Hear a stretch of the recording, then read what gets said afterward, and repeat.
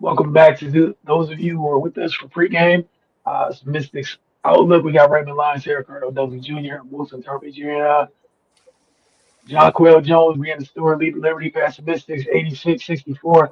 Cardell, you mentioned during pregame, like the Liberty haven't gotten a ton of blocks this season. Apparently, Brianna Stewart heard you and took it personally. But Ray, we'll start with you. Your thoughts on what happened in this one. Carter was mentioning during pregame, getting a chance to see Washington against a championship caliber team. Now New York's kind of closer to being whole, but 86-64 up in New York this afternoon. Yeah, just two teams at different stages, to be perfectly honest. Knew it was going to be kind of tough without Kiki, given, the size of the Liberty. But overall, just the same things that continue to play the Mystics, turnovers and poor shooting. We kind of saw Georgia a couple games ago kind of start to see the ball go in, but she was 0 for tonight, or this afternoon rather. 0 for 5 from the field, 0 for 4 from 3, and didn't get to the line. Um, yeah, man, that's you shoot 34% from the field in the game, you're not gonna win. That's just what it is, man. And give like the Liberty there, they're big, they're versatile, they got experience. This is just a tough one, and it went kind of how it was expected to go. Like you said, man, the Liberty they kind of rounded into the team that many thought they would be at the outset of the season. They're getting healthier. They're getting their sea legs up under them, and they're kind of getting rolling at this point. And the Mystics, they just got a lot of questions, and they're still trying to figure it out. And that's pretty much what we saw tonight, man. Where they had a good game, 7 to 10 from the field, 4 rebounds, and that's pretty much it. Nobody else shot efficiently, and defensively there were some lapses. Offensively, there was a lot of indecisiveness. There was a lot of times the Mystics guards and wings would get into the paint and then make some kind of crazy pass out to the 3-point line when they could have just at least attempted to finish at the basket. I know Stewie, she had 7 blocks, and as the game progressed, that could have resulted in some business decisions being made. But yeah, man, at that point, you got to continue to attack. You can't allow her to force you into bad decision making, and that's just kind of what we saw. And they were just never able to get it rolling, and that's why we got the result we got. Cardell.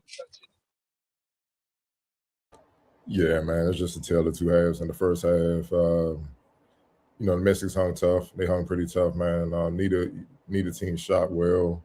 Stewie had a strong first half with 11 points.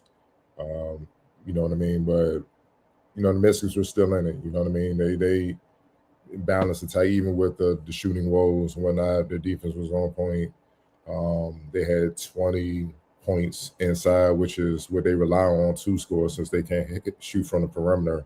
So it was a close game, and then second half, John Quayle woke up because John Quayle I think only had 3 points in that first half, and then she just came out in the second half, and like let's put this game away. I got things I got to do later on tonight. Ain't no need to holding things back, and she went to work, man. The Mystics, like I said, they had 20 points in the paint in the first half. They finished with 30. That means they only scored 10 points total in the whole and second half in the paint. And that's what Ray was talking about as far as Stewie. They got a little gunshot inside with how Stewie was sending them back, man. But then John Quayle looked like John Quayle. You know what I mean? 17 points. 17 over 20 points in the second half. 6 or 7 shooting, 2 for 3 from deep, 3 for 3 from the line. And that's ball game.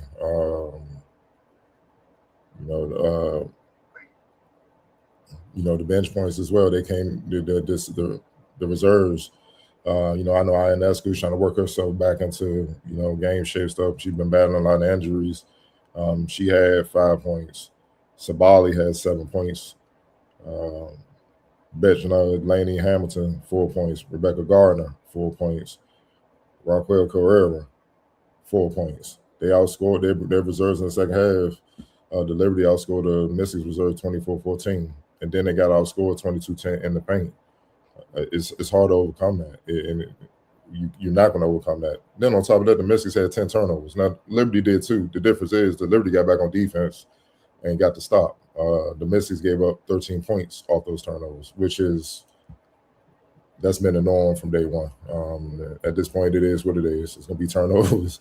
It's going to be turnovers galore, man. And then that's ball game. So the game basically got away from them in the second half, especially in that fourth quarter.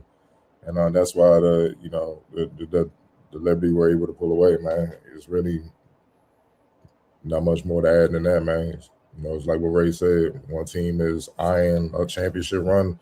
The other team just trying to develop and eye some consistency to be, competitive night in and night out before they can even get to the postseason stage or whatnot. Yeah, one of the things you mentioned pregame was just their two unicorns they have over there with John Quelton and Stewie just kind of facing themselves, and you saw in this one, like you said, through the first half was a tough game. The offense wasn't going well for either team early, and you saw their two horses do what they're supposed to do. That's why they are who they are. That's how they won the championship. Leaning on those two. And John Quayle had some of the shots he hit were just they looked like they hurt from here. I think the one that bothered me the most was the end of the shot clock, I think late. They throw it into her quick and she gets off the three, knocks it down. Like Washington played really good defense that possession. And then you end it with a shot clock beating triple. But again, 17 of the 20 in the second half. Man, the Liberty of the Liberty and Washington, those turnovers, man. I guess would be something we'll be talking about all year long. And I'll just leave it at that. Player of the game for you guys. GW legend, John Will Jones. All right. Xfactor. You got to give this to Stewie, man. She was working on the triple double with blocks. And she was chilling, man. That's what I'm saying. And I said that in pregame about the Liberty. I'm like, most of their team is like 28 and older.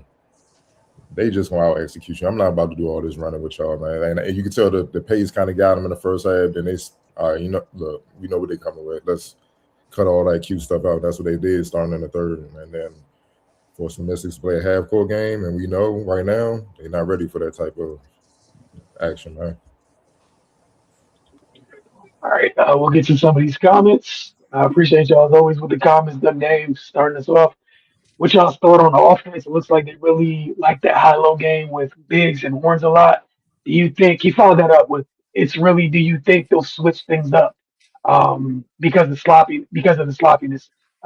Possibly switching it up would go a long way. Switching up what the attack from the perimeter. That ain't going. They haven't shot the ball well all year, so you can't go that route. The one constant has been the bigs. Now, don't get me wrong, the Mystics were hurt by not having Kiki. I would have loved to see this matchup with Kiki, whatnot, because now you're starting to see teams basically jump Shakir. You know what I'm saying? And Sonya, they've been keen on Sonya already because she has all-star credentials now. You know what I mean, from last year. So I like how Onyeware, she's been stepping up lately. Can't front. She been doing her thing. You know what I'm saying? Now you can kind of see why, Mick Cody's coming off the bench. They're young, man. They're young. They're talented, but they're young. You can only get experience from experience, and that shit it's growing pains. You know what I'm saying? They gotta go through them, but they definitely need a Kiki because you're dealing with two all-world players in the front court that know how to get it done. And I mean, not just individually, but know how to elevate a team to win. You know what I'm saying? So they got to figure that out, man. And that's just the next step. But right now, I think their bread and butter is playing front through their post. Because if you if they not scoring, it's gonna be a tough night unless somebody it gets hot from outside. And I can't really even think of a time where somebody was really blazing hot from outside shooting the ball right. So far the season for the Mystics, man. So you can't really switch it up. You got to go through your bigs. Yeah, and even going back to that matchup, their first matchup this season, when Kiki was on the floor, they overwhelmed. They had a chance to kind of jump New York's front court because they were all healthy and going. I think John Quell fouled out of that game. Just there was a lot for John Quell Stewie to deal with down there. So yeah, you take Kiki out of the equation, as you mentioned. That's one less whole threat they have to worry about on both ends, especially inside. But But you know what, go real ahead. quick, that game I can't really count that, and I'm gonna tell you why because of the lockout. I mean, you know what I'm saying? Like the season started up so I quick, got you. and I don't know how a lot of players like honestly a lot of times in the league if it's like a lockout, the players can't come to the facilities and work out because they get hurt. Hmm. It's contractual. It can get ugly in court. So they like, nah, y'all gotta stay away till all this is done. And most of the league were free agents. So it took most of the league. Most of the league came in. They weren't in the type of shape that they normally would be in had everything been settled and all that. So whatever when the league started, the last 5-6 weeks or whatever, it's been a lot of players just trying to get in shape. That's why you saw like the Liberty started off slow. They were like what 1-4. Now they not hit a Yeah, six finish well 7 today, 7-game winning streak. You know what I mean? So that comes back from them starting to get their legs on them, getting game tip top shape, game shape, and you starting to see them become delivered. You know what I'm saying? And that's without Ionescu being healthy, and now she got to get her legs. So what are they gonna look like when she get her legs up under? You know what I mean? So I can't really count that. And to be young, you know what I mean? Like I said, John Quill and Stu, they in their 30s. So it take a little bit, and they got mileage on them. So it take a little bit longer for them to ramp up. Where you in your early 20s, 22, 23, 24, you wake up out of bed ready to go. You know what I'm saying? So it was different. Not to take nothing from them, you got to play the game, but I think that had a lot to do with it. Now that they're in shape, see what time it is. yeah, no, I'm right with you. It doesn't change it, but that's a great point because that was like literally the second game of the year, if I remember correctly. That was they played Toronto and then they played New York. Hmm. That's how the year started. Area 11C, ain't even no point in harping over them losing. Hey, Man, already. gotta let them grow, man. Y'all watch the finals. You see how them young Spurs would get up, and then it was just a matter of time. I call it Daryl Green time. We're gonna walk you down, get you up out of here, dog. That's all it was, man. Just young, man. Like there's a word in that growing pains phrase. You just gotta thug your way through it, man. That second word is the mother in that phrase. Yeah, I agree with y'all. It wasn't really a horrible game, but New York is ready to go now. We're trying to get there. Area 11 team. It does feel like we needed a new offensive strategy or to trade for a legit point guard. Georgia better wake up. That's all I'm gonna say. Yeah, that seat Better, getting real hot. you better wake up, dog. Like, and you can't even hate if they move on. If she keep playing like this, it's like they gave you ample opportunity, dog. This was game 12. Yeah, she went over tonight, man. Like you can't do that. With 2 assists and I mean no turnover, but 2 assists, man. Like you wasn't a factor. And you seen look 15 minutes. Then they went with Flores, 22. Like can't keep. We need production because it's 4 on 5 on that end. You followed that up with, but at least Unaware been stepping up, as you guys mentioned earlier.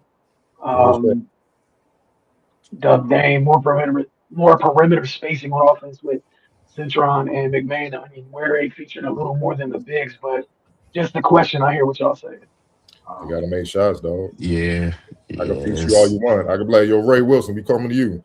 They keep missing. It don't make sense to keep going like. They're like, dog, especially if other people score. Like, yo, we got to go somewhere else. They scoring. Why we gonna keep going? Like, nah, they got to make shots. about that point you brought up earlier with the get ramping up for the season and everything, how this year was disjointed. Doug Dane just agreeing with you said. Good point. I didn't know that. Other pros is seeing Citron start to figure out how to hunt her shot with this much attention, even if it ain't falling right now. Um, Yeah, that's the next step in her progression. She gotta that's her life, man. And it's deserved because they've seen if they don't give her the attention she getting, she gonna light them up. So she got to figure it out. It's spotty right now. Like she had a good game the other night. She put a couple good games together, but it's just inconsistent. But it's her second year in the league, like it is, and now she's seeing things she's never seen before. And it's not only her game, her body. She's gonna have to get stronger, quicker. It's a package, man. It'll come, but right now she's just going through it. And she got built up a ball handler. See, mhm. everybody think they can handle a rock till real defense is applied, and they getting up in you, and they stronger, and they can bump you, and now, like I don't know what it is with this era of basketball people that think strength and conditioning isn't applicable. Your skill mean nothing if I'm bigger, stronger, faster, not to utilize it to stop you, though. Like it doesn't, man. It's not a good feeling when you try to get around somebody. Y'all make contact, same contact you make with everybody else. You can still turn that corner, and you getting stood up out there. That's not a good feeling because now they know, but most importantly, like, oh, I can't do nothing with this because it ain't like you can get strong in the next minute or so. You stuck with what you got. So that's the thing, and look, man, it's just I'm giving y'all some information, man. It's a battle between traditional strength and conditioning coaches and these new sports science guys, and you don't need to do all that and all that, but then they run into people doing all that, and look, I ain't gonna say no names. We saw it in the finals. That's all I'm gonna say. We saw it in the finals. I know Big Body Brunson left. That's all I know. He Rick got him on that old grind, and you saw what happened. I'll leave it there. Get rid of them bands, man. Go move some metal. Thank you, Ray. So I don't have to say anything. I have, of course. And also another pro is curious staying engaged on defense even when their offense isn't going. So someone trying to find a silver lining in a rough afternoon. And the other day, just enjoying It could be the said banter. about Shakira. It could be said she gets frustrated a lot. You know what I'm saying? But that's why you can't feature a lot of perimeter players right now because not only are they not hitting shots, when them bigs are rolling, that split second they open and they not getting the ball. I don't care where any big look. I'm telling you, any big worth their soul. If they don't get the ball enough, or when they feel like they should be getting it, the defense is gonna start to lack. Trust me. They may not admit it. The defense gonna start to lack, man. They're gonna be like, nah, y'all all right, y'all see me down there? Okay. Ancient basketball secret. Keep the big engaged. Mhm. It stood tall through time. It goes a long way. Who would y'all trade for PG? Oh Lord, if you could choose to help this current team. Man, listen, man. Oh man, listen, man. Uh, it ain't nobody out there in the free agent market that could come in and change the situation around anyway. Because then that's just another player you gotta wait to get in shape, wait to build chemistry with, and and by that time that happened, it'd be at the end of the season. So I mean, you gotta see it through. You look, it's a business aspect to this. You spent the first round pick on them more, man. You gotta give her every opportunity to see because that's what I always say, even on the fella side, especially when you miss on picks in the first round, that hurts you for a few years, man. That slows the process up for a few years. I'm not saying she's a, a bust or anything. I'm not saying that yet. You gotta give her time. This only her 12th game. And we've seen plenty of players, they struggle their rookie year, then come out like gangbusters, or they struggle the first half and then they click. You gotta give her opportunity. And she's coming off ACL tear. That's different, man. Like your body takes a minute, and the W in the regular season is like what we just saw on the fella side in the playoffs, especially in the finals. That's regular season basketball on the W. It's super physical. So you gotta look at it like she just got drafted. This is her rookie year. You gotta look at it like that, and you gotta give her time to figure it out. She shows flashes, but she gotta pick it up because now it's gonna get to a point where we gotta get somebody in there who can just get the job done, and then you move down the depth chart. Now you're still playing, but you're not starting no more. Your role starts to diminish, and then if you can't figure it out, then that's when they start looking for your replacement. It's like she ain't got it. But we gotta give her time. It's only 12 games, man. Out of what, 40? You ain't even at the beginning.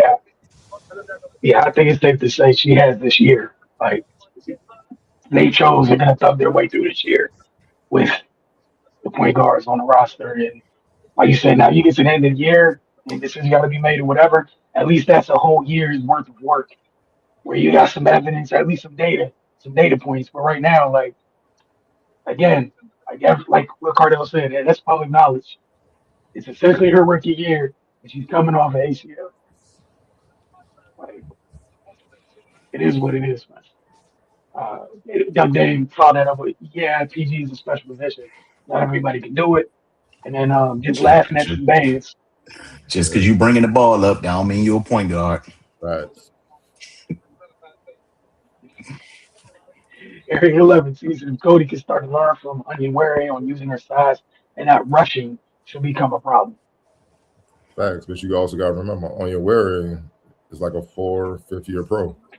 She's just starting to figure out how to do it. That's why she's being more consistent. Cody is a rookie, and she was banged up during training camp, and that's why she didn't start the first game. She got to get it, and she's shown flashes of what she could be. They haven't even played against every team yet. You see what I'm saying? Like they haven't even played in every opposing team's arena yet. They don't even know what that fan base like. They don't know what that's like yet.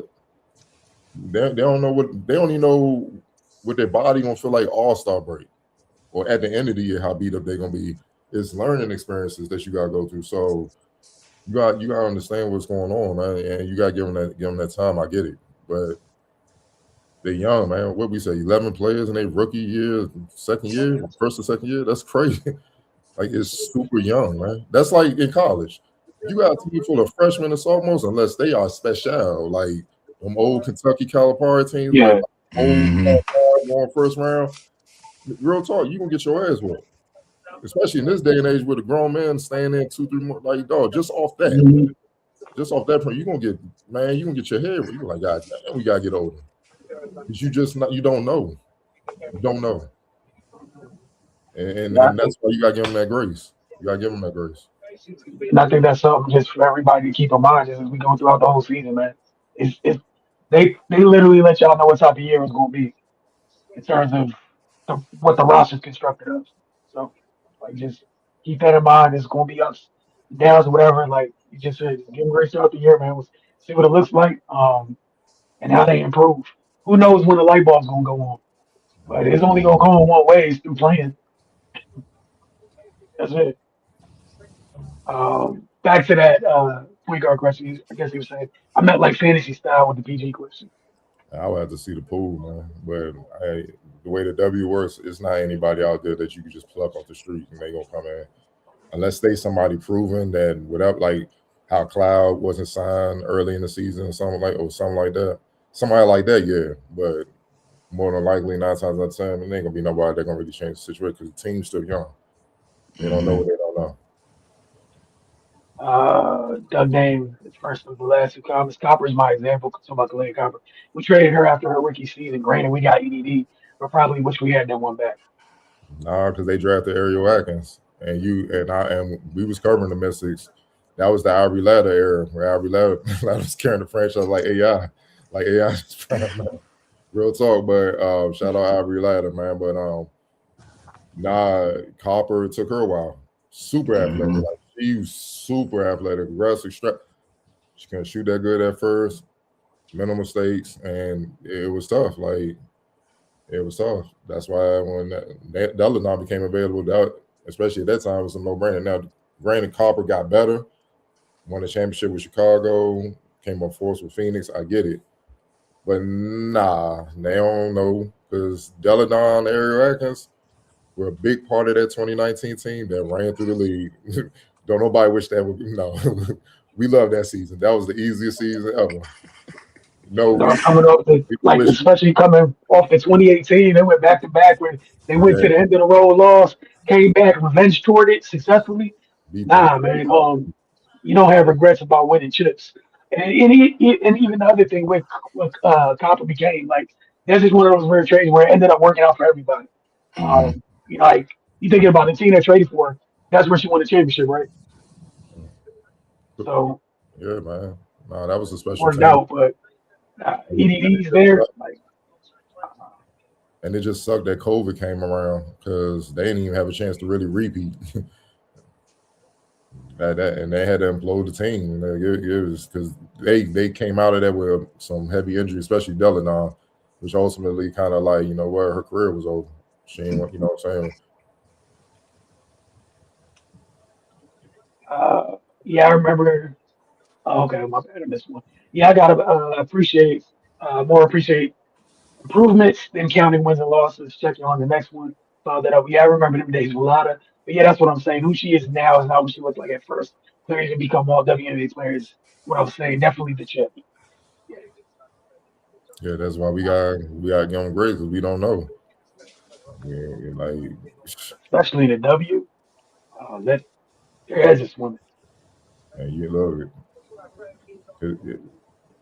You gotta give them grace, man. Olivia Miles, that's special. That's special, special. You see what I'm saying? Like she's special, dog. That's not normal. Like that's not normal. Hit to come in the league looking like man, first team all WNBA like type player out the gate. That's not normal. She going at the top players like yeah, coming in like yeah, I'm out. I can't wait to play the Aces. Most rookies like I don't want that drama, not yet. Let me beat up on some teams first, man. So and that's what you're seeing with these rookies. Some of these rookies are seeing. It's just like whoa, this is different. Yes, it is. Them little windows that when you make that pass and you can get it to that ain't there no more. It disappeared quick. That little window you get up into your shot in college, the little wind up. You know how ladies shoot wind up and ain't there no more. Closing out. You like pass that thing out. Or it's getting blocked. You got to rush it. It's little things you got to get acclimated to. So if you're not used to shooting that thing that quick or whatever like that, like you got to work on that. You got to get used to that. It's little stuff like that that literally throw your whole game off and you lose confidence. Like I'm sure Georgia, like we saw her film.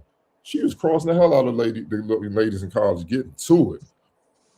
It ain't like that no more. They sitting down on that. You do a crossover and they ripping her. They knocking the ball loose, and she gotta go get them. It's different, man. So you got to keep that in mind. I mean, what's it going in college? The 6'3" and 6'4" players, they're big, a little bit slower.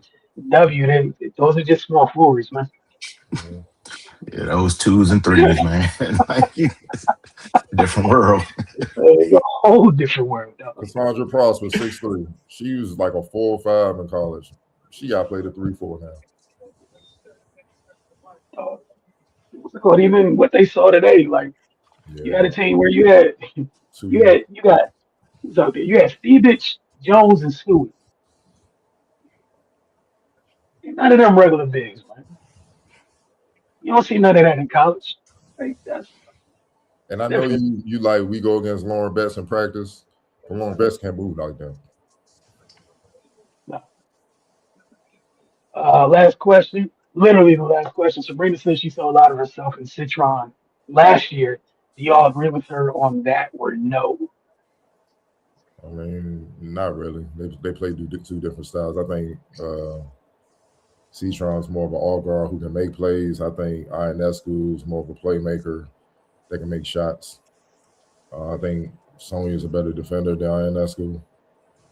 Nah, man, they got two different styles. They probably the same size. Both of them are versatile, but how they use that versatility is different. Yeah, I agree. I think one's a 1-2, one's a 2-3. Yeah, that's it. But Ray, you want to chime in on that, or are you good? Um, nah, I agree with Cardell. Yeah, Sabrina's more ball in hand, kind of directing traffic. Yeah, really the only similarity is they both probably around that 6 feet 6'1" range. And yeah, I don't think their games mirror each other at all. So yeah, I don't get what Sabrina was coming from with that, but I don't know. What Charles Barkley would say, the only thing they got in common, they white and play in the WNBA. That's it. To simplify it for sure. We appreciate y'all as always with the comments, man. We'll check with y'all. I think the next game is on Wednesday of the evening. I think they take on Connecticut, so we'll check in with you guys then for another road game. So we'll see you guys for pregame and outlook that night. Y'all enjoy the rest of the Sunday.